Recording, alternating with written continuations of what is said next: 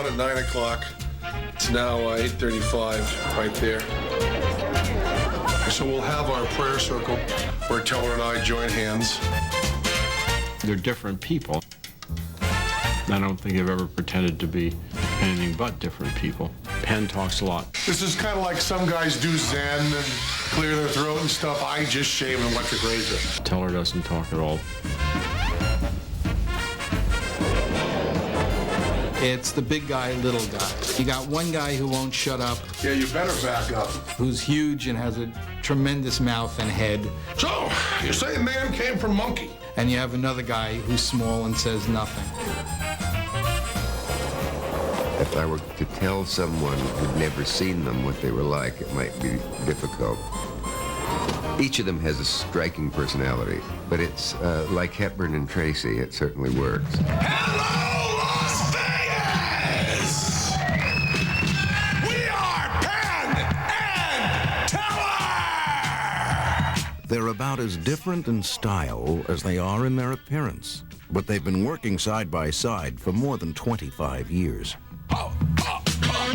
Together, they put on a magic show for people who hate magic shows. They don't like the guys in the tuxedos and the prom shirts and the bird loops that are hanging out of their sleeves. It's ugly to them. And as you know, it's time for a card trick. It's the reason that when they started going to Vegas, they could only make $50 a show because everybody went, magic? 1, 2, 3! Since 1975, Penn Teller and his partner Teller, that's his full name, have made a living out of making us realize that things are not always as they appear. You think you're seeing something that you're really not seeing. And then you get fooled and you're shocked at how you get fooled. And it makes you laugh. From self-mutilation to twisted pranks. To mind-bending illusions, Penn and Teller have discovered a way to both amuse and amaze us that's original, irreverent, and almost impossible to describe. They're entertainers, intellectual stimulators, doing something up there that's riveting, and the magic seems almost to be beside the point. And I shall be reading Casey at the Bat for you this evening in exactly 2 minutes and 16 seconds. Much of what makes Penn and Teller's act so popular with their fans is its bizarre mix of drama and dark humor, delivered by two guys who are highly skilled at what they do. But like any good magic trick, there's more going on than meets the eye. Penn and Teller insist their show is about ideas, about skepticism, atheism, and telling the truth by lying. It's about their ability to fool us, even after we've been told we're being fooled. It's about trust and friendship and the relationship between two very different individuals. And it's about their shared belief that the real fascination of magic is not in how the tricks are done, but rather, why? I've tried a lot of ways to say what the overall theme of the show is, and I think that they all center around how one ascertains truth. Do you believe in Teller? Do you believe in Teller? Yeah! Then you get some epistles to write, young man. Take that with you. There's an obsession with freedom and the difference between fantasy and reality, and an obsession with how we find what's true and how important truth is that goes through everything we do.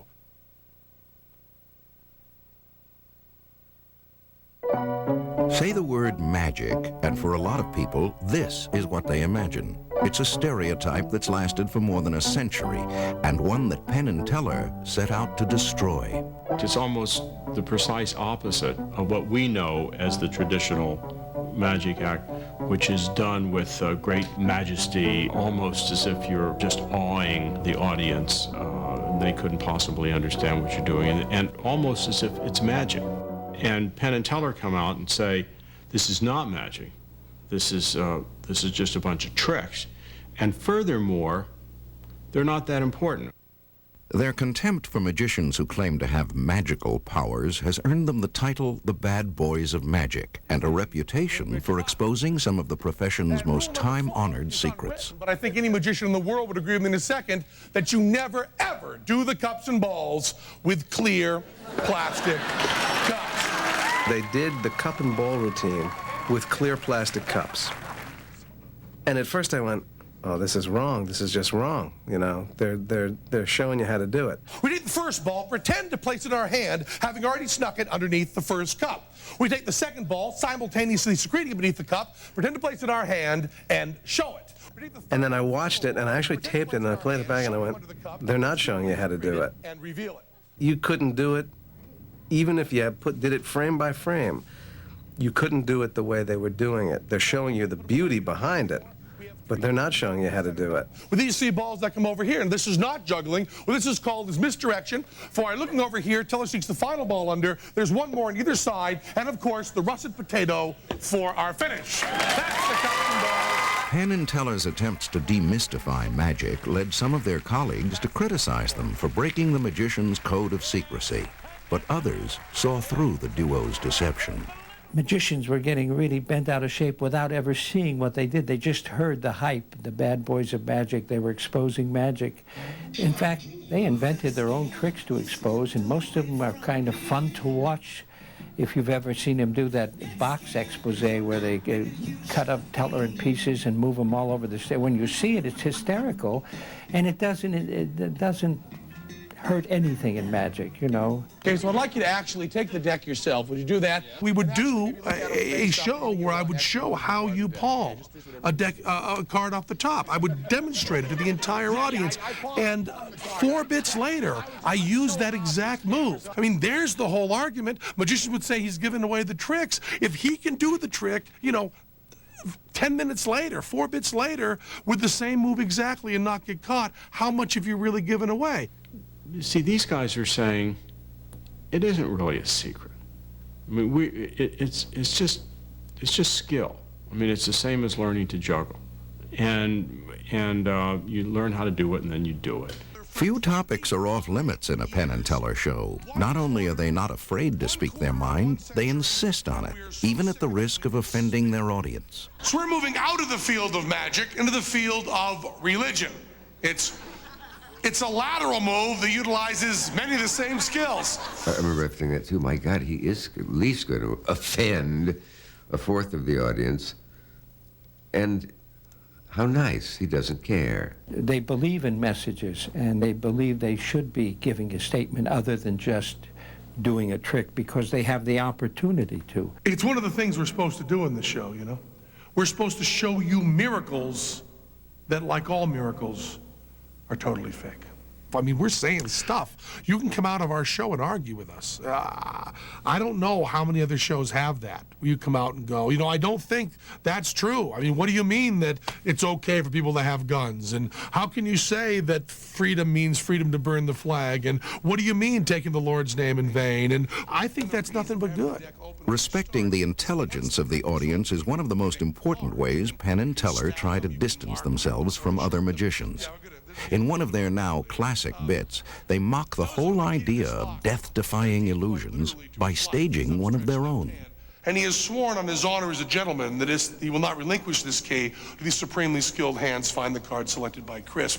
There have been magicians before who do stuff that's dangerous. If they go into the water tank, they try and sell you on the drama of the water tank. And frankly, in the year 2000, we know there is no drama in the water tank. Is that your card? Tell me the truth, Chris. Is that your card? What these guys do is they go, well, there's no drama.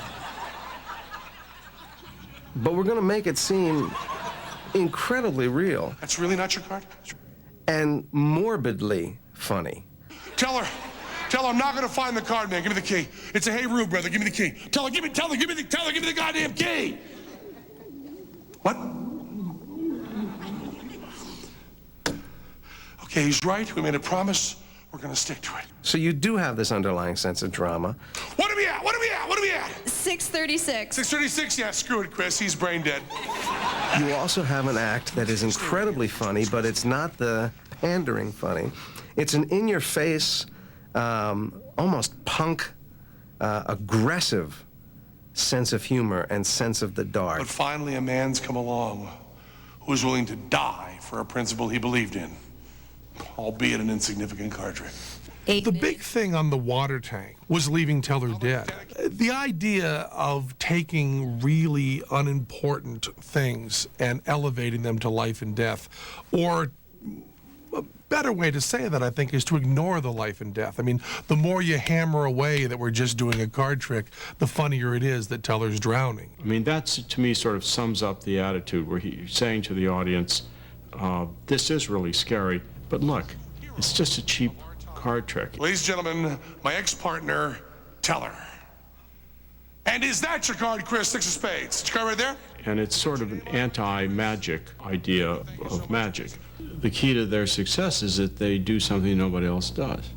I mean, there are other people who have their attitude but can't do the tricks, and there are some people, I suppose, who can do the tricks but don't have the attitude. What they've done, I think, is establish an act where the combination of humor and terror and something that's truly skillful is put all together in one package and seems to be unique.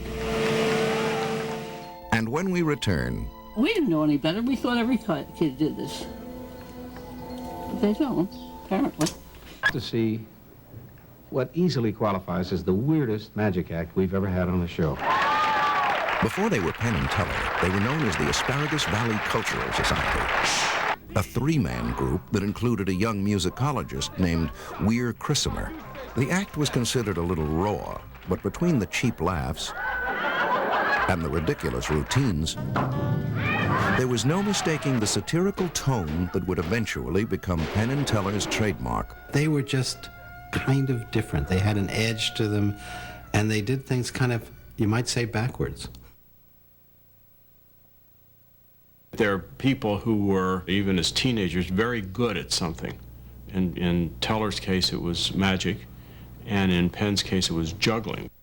Juggling played an important role in Penn Jillette's formative years. The son of a former prison guard and a mother who loved practical jokes, he would spend hours a day in his Greenfield, Massachusetts home practicing on his own.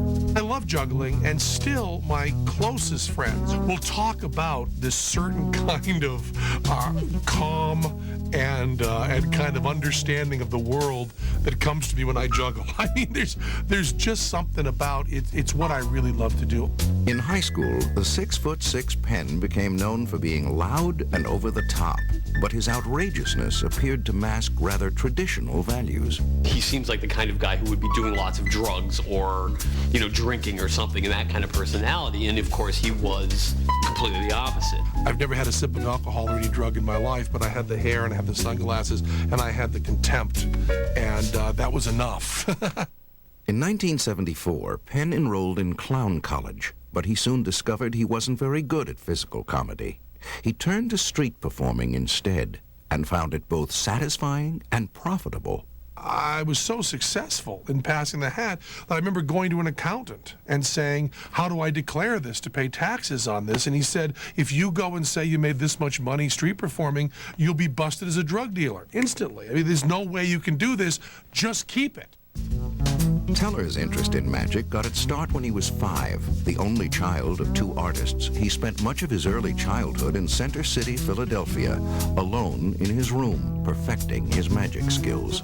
He had a heart condition as a child, and he was in bed. And we took the television set up there, and Howdy Doody came on, and he saw magic on there.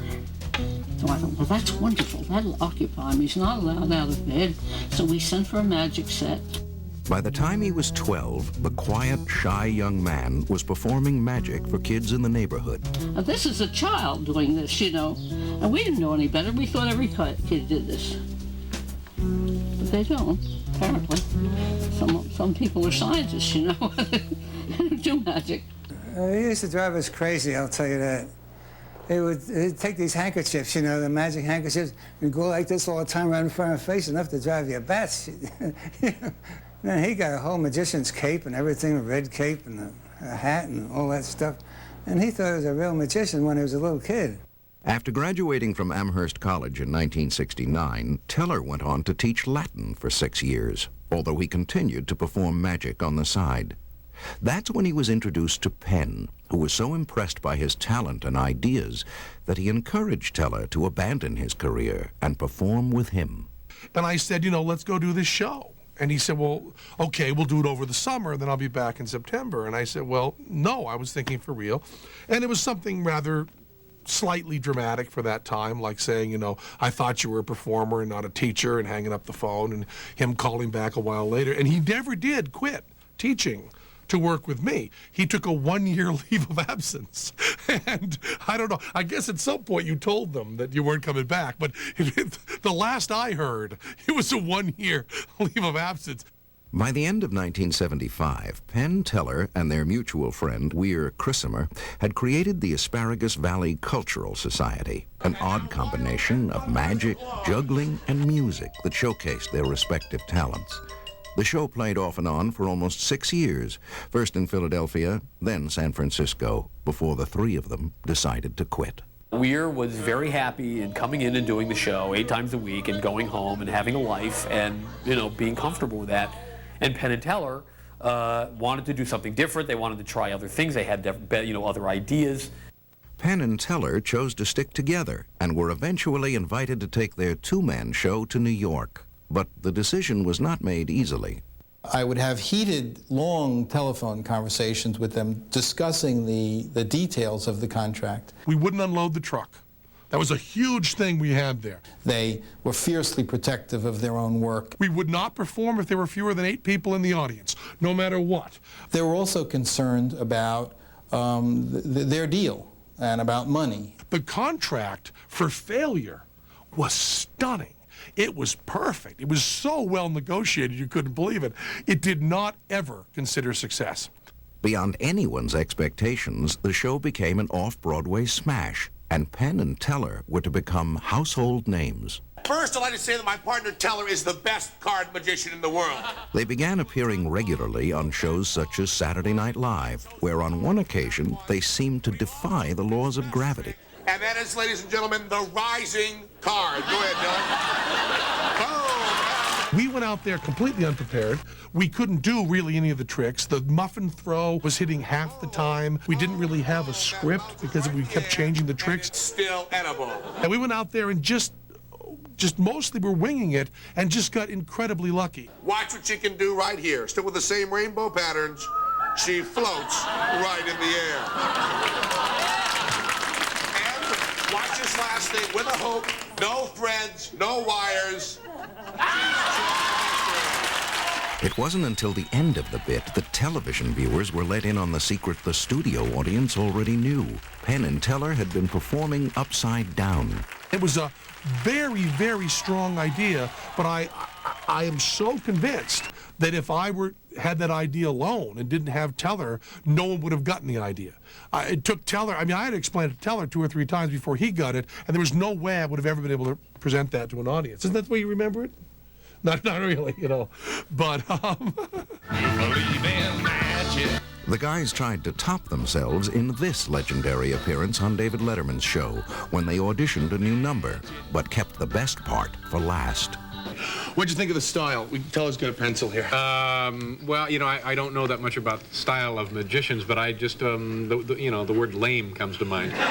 Well, it was all Letterman's idea. Letterman said, you know, hey, come in and hit me as hard as you can, be as mean as you can. But, you know, I guess the thing that I missed most out of the whole deal was it just didn't seem to be an element of real surprise. You want some surprise out of us, David? that'd be all Okay, Teller, show him some surprise, would you please? And Letterman was really freaked. I'd like to point out that Come on now, these animals are not being hurt. None of that was faked. He was really freaked, and he was really upset. And I went over to shake his hand at the end, and he swore at me and just turned, and it looked like he was going to hit me, and we thought it was terrible. No, that's it.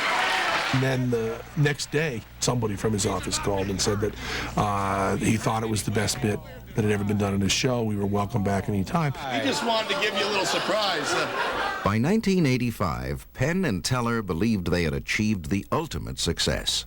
They loved what they were doing and felt they were doing it without making compromises. They wanted to have financial success like everybody wants to have, but I think they really wanted artistic success first, and financial success probably would come along with it, which it did. So it was never sitting down and saying, I have to make this, I have to make that. It was really, do we have the ability to do what we want to do when we go into that theater? If we do, we're going. A lot of our style can be traced right back to the fact that our very partnership is built on ideas and not even dreams of success or wealth. Neither one of us ever wanted to be on Broadway. It was all these ideas, and we considered ourselves successful when we did these ideas and people paid us enough to make our living. And when we return, but you can just open this, and if you want to answer the door quickly, you can step off into space, and down you go. Well, we moved to Las Vegas, Nevada about 5 years ago. Teller kept saying that the place you are when you turn 50 is the place you're going to die. You want to be someplace warm. So our choices were pretty much for show business, LA or Vegas. And in LA, you know, for the money we make, we could live like in a regular house. But here in Vegas, because I mean, the land is like free and building is really cheap, we can live like rich guys. Penn's fairly easy to describe, which is that if you took a very smart teenager and gave him a lot of disposable incomes and pretty much freedom during the day, that would be Penn. from one angle, Penn's self-designed home in Las Vegas looks surprisingly ordinary. Look a little closer, though, and it reflects a personality that may surprise or even shock you. I call the house the Slammer because you saw from the outside it looks kind of like a prison. But once you get inside here, it's kind of paradise. The whole idea behind the house was there's no fancy materials. It's all concrete, linoleum, formica, real American things. None of that cedar or tile anywhere. Penn is an extremist. That's a big goddamn teapot! Everything he does is bigger than life. It's such a big teapot, you have to yell about it! He's sort of halfway in character and halfway not. This is a picture of Chairman Mao. And if you go carrying teapots of Chairman Mao, you ain't gonna make it with anyone anyhow. Penn has a very dark side. This is one thing you want to see, because this is so illegal. Very much involved with the devil and death. This is my tattoo, and it's on someone else's skin. This is something else that's illegal. This is all pretty much illegal video stuff. This is probably illegal too. Penn really is a no bullshit kind of guy. This is an artist in Chicago did this. It's the Holy Bible cut into the shape of a gun. If he thinks it, he'll tell you what he thinks. Because, you know, if you're really going to talk about what violence has actually been caused by what literature, boom, bang. And he just puts it out there and he lives large. This is the guest house. See, I'm from New York, and I wanted to have friends around, and I was afraid that I wouldn't make enough friends in Vegas, so I made this beautiful guest house, which is called the Warden's House of the Slammer, which is where my friends can come and stay for weeks. Every time I go on a talk show, I steal the cup. This is Jay Leno's Tonight Show guest 2. I have a guest 1 and a guest 3 as well, because we've been up and down. This is Conan O'Brien. Everyone has one of these. This one is my special psychotic Mormon collection. I'm hoping to get one of Adolf Hitler, then I'll have a complete set. This is my mom, my dad, my sister. My sister, as you can see, is paid to wear a Penn Teller t-shirt. This is when they visited me and stayed out here for a little while. Now you'll see that the art all around here is all Tony Fitzpatrick. Tony is a buddy of mine. He is the greatest artist alive. That's not my opinion, that's fact. And then we have Tony's original artwork on the wall here. These are the ones he did in prison. They're the serial killer slate series that first got me interested in Tony. This was done by a sculptor by the name of Jose Alvarez, the atheist Buddha of Vegas. These are bottles that I would have juggled in the Penn and Teller show, broken bottles. This is the Smokin' Monkey Lounge. This is kind of just a make-out place. These are pickled punks. These are fetuses, deformed fetuses in jars. And this is the booth they would have worked in, these showbiz guys. The Litamide, the day a woman's world stood still. They didn't ask to be born. They didn't ask to be born.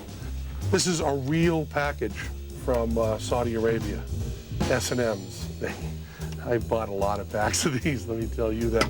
There's just all sorts of, it's quite an elaborate library on skepticism, atheism, rock and roll. There are secret rooms all over. Some of them I'll show you, some of them I won't.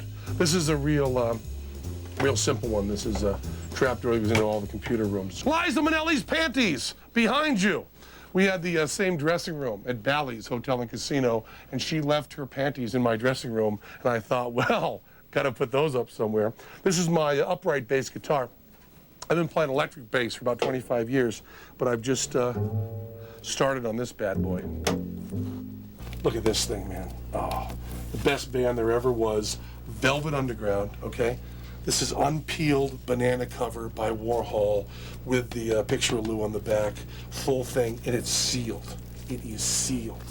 You know something? Lou doesn't have one of these. You see a beautiful view of the mountains, high walls and stuff. Those are real fruit trees. Those are very dangerous cacti. If you want to talk about violating Las Vegas building code, well, there's a lot of stuff here that does. It's a dangerous place.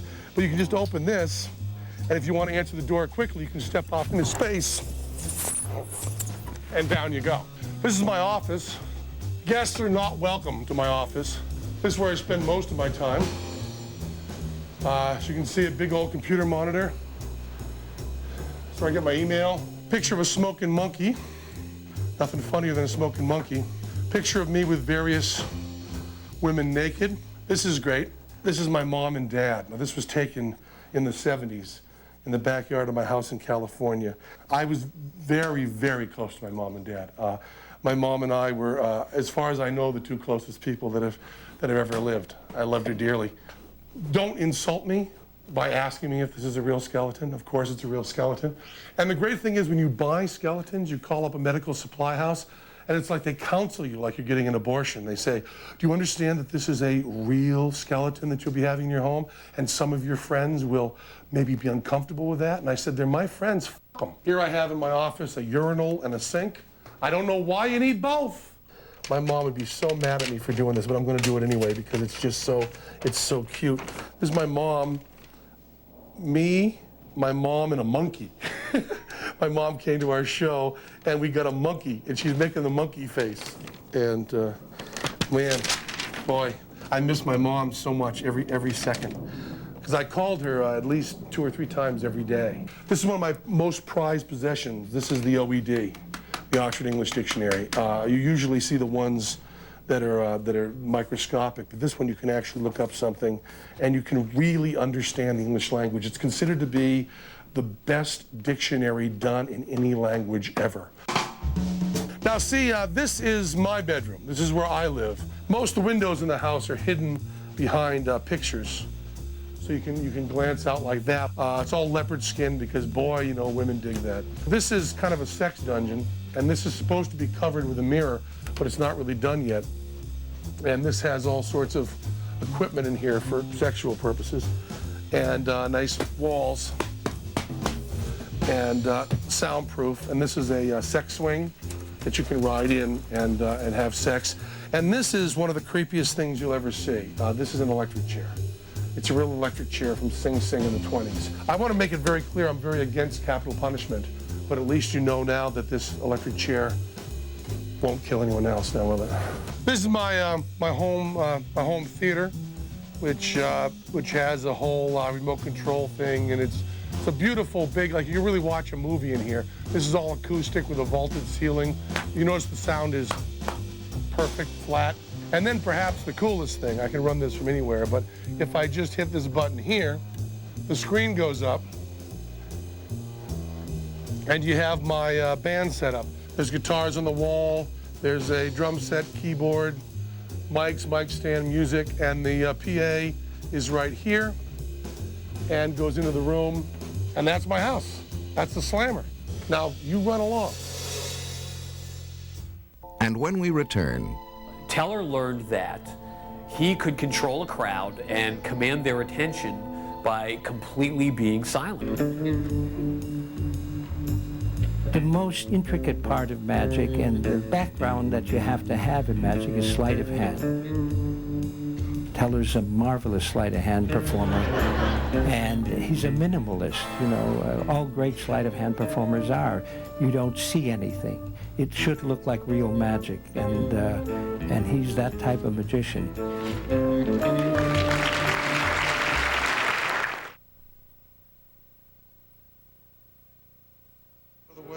Perhaps the single most distinguishing characteristic of Penn and Teller's act is Teller's silence, a trait he first adopted when he was performing on his own.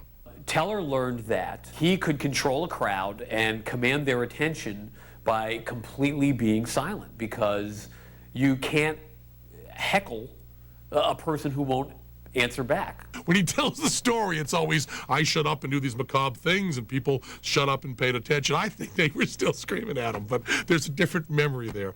Whether or not it kept hecklers at bay, Teller's decision to remain silent, as well as his decision to drop his first name, added mystery to his presentation. It does have its effect, and you do wonder, if not can he talk, why has he chosen not to talk, which is almost as interesting. In a trick that seems to define his personal style as a magician, Teller silently swallows 100 sewing needles, 6 feet of thread, and makes them reappear. I saw Teller do the needles, and I thought it was the greatest trick I'd ever seen, because it was this geeked out, disgusting carny trick that dealt with vomit, and yet he did it really classy. He did it so classy that you could do it at Carnegie Hall and get away with it. The trick is based on an ancient East Indian illusion made famous by Houdini, but Teller has found a way to make it his own. Teller does it brilliantly. When he swallows the final needle and sort of gets it down, a look comes over his face of sort of blissful completion that makes me laugh every time he does it, and I've seen it a lot of times.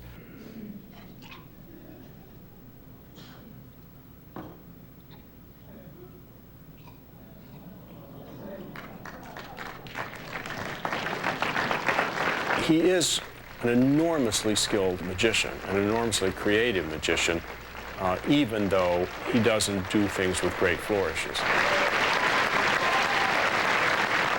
Another trick that bears Teller's signature is called shadows. It's a trick unlike any you're likely to see, and was developed by him when he was still a teenager.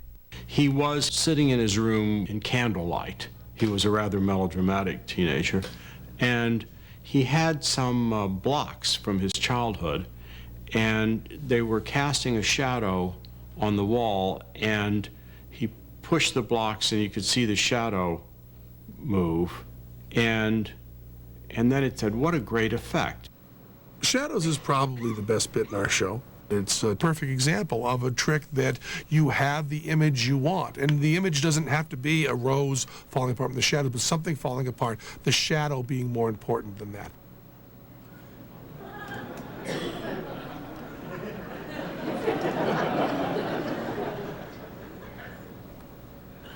The first time I saw Teller do the shadow illusion, I actually cried. There are moments when magic is so poetic that it just catches me. Nobody knows how it's done, and no one will figure it out, but that doesn't matter. You could do it a much, much simpler way, and the idea is so great and so powerful and so interesting that people would fool themselves just to make that image be real to them. The notion of envisioning that illusion and carrying it out so beautifully, so delicately and small and simple. You know, I've seen it at least a dozen times live, and it always gets me.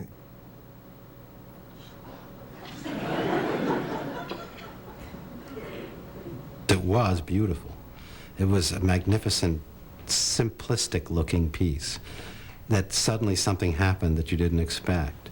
And it was also kind of gory, and that aspect of it was also beautiful.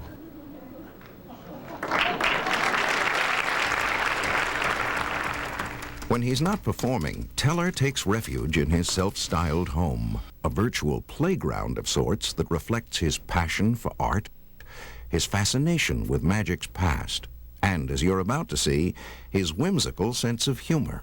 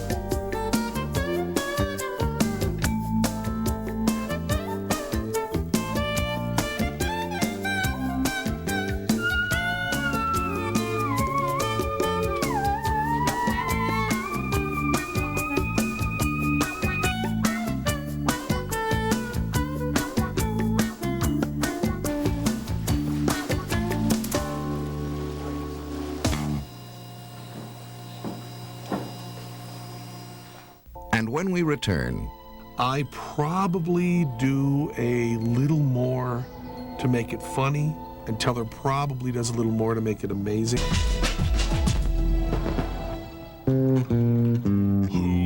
Houdini, you helped us see bumps in the night, our trickery. if Penn and Teller's act is a reflection of their unique personalities, then it also reflects their artistic influences. For Penn, it was the comic boldness of Lenny Bruce and the musical message of Bob Dylan. Teller was intrigued by the writings of Edgar Allan Poe, the intellect of Houdini, and the dramatic vision of Alfred Hitchcock. But of all the individuals who have shaped Penn and Teller's career, none is more important to them than James Randi, a fellow magician and professional skeptic who has devoted his life to uncovering frauds and faith healers. An amazing Randi, James Randi, is not just an artistic influence, but is a blueprint for how to be Penn and Teller. I mean, he created us. You know, we met him when we were very, very young and just starting out. And the idea that we had that you could use trickery to talk about the truth is Randi's.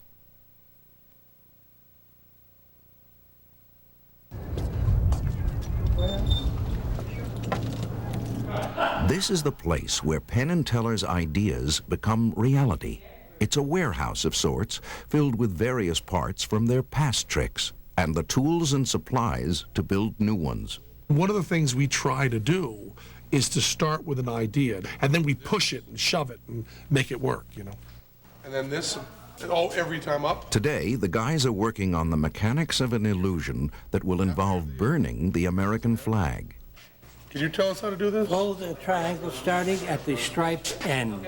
Teller and I certainly need each other to be successful doing what we do. We have developed this thing that neither one of us can do alone at all. We fold the flag ceremoniously, right?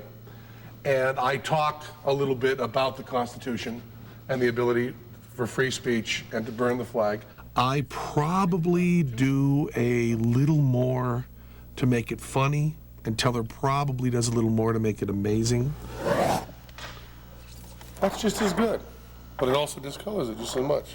Penn, obviously doing more of the patter, would write the words. Teller was much more the, you know, let's work on the staging, let's work on the presentation, and they would rehearse it to death and absolutely get it so that they could do it exactly the same way every time, but that it would look like they were doing it for the first time. What would happen if you were to burn a flag, or symbolically burn a flag, not in disgust, not in protest of anything, but rather in celebration of the very freedoms that flag symbolizes?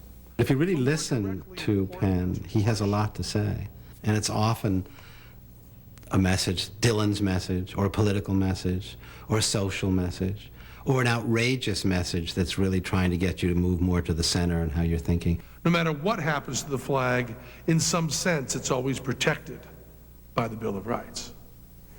And that means we can do anything. The Supreme Court says anything. We can take a piece of chemically treated tissue paper as tinder. We can take a very eccentric magic wand, and we can do this. And the Supreme Court says it's okay. Because even though the flag is gone, the Bill of Rights remains.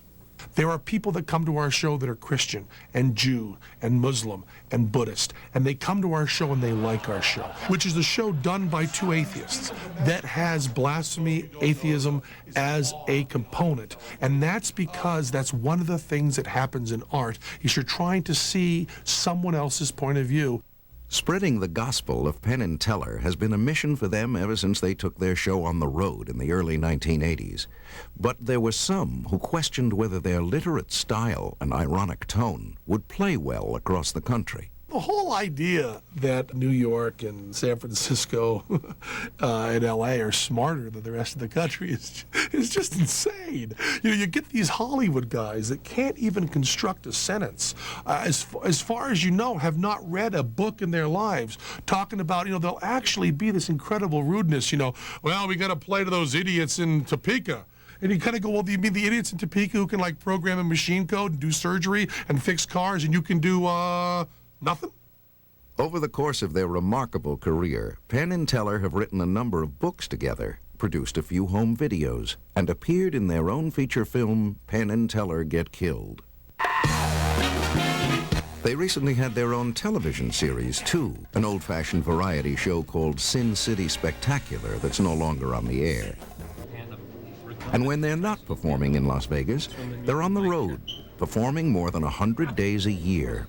Yet, despite their grueling schedule, they still find time for themselves. Penn works out regularly with a personal trainer and enjoys an occasional bike ride in the Las Vegas desert. You think you look really cool, but the whole world thinks you look like a jerk. Teller visits his parents in Philadelphia as often as possible.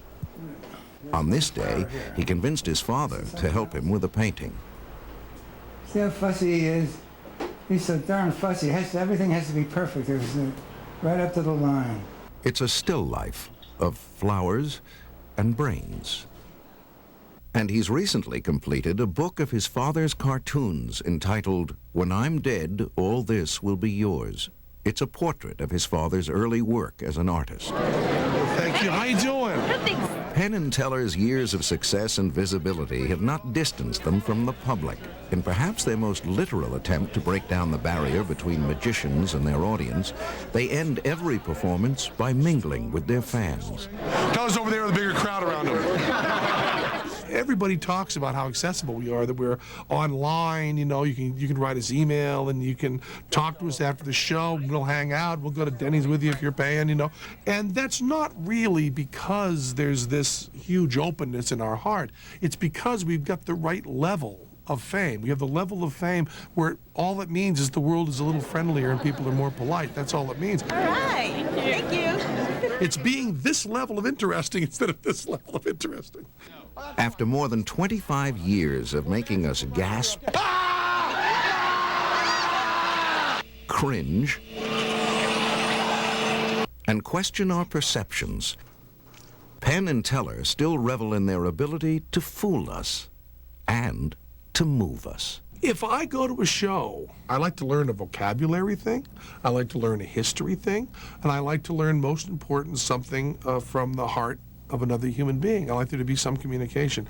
I believe that if you don't have that, you don't have a good show. In the basement of his house. I said, why do you always stand naked under a Nazi flag in the basement of your house when you negotiated with me? And he said, well, I read somewhere that when you negotiate, you have to know something that the other guy doesn't know. And I would sit there going, there's no way the guy on the other line knows that I'm naked with a donkey hat in front of a swastika. He does not know that.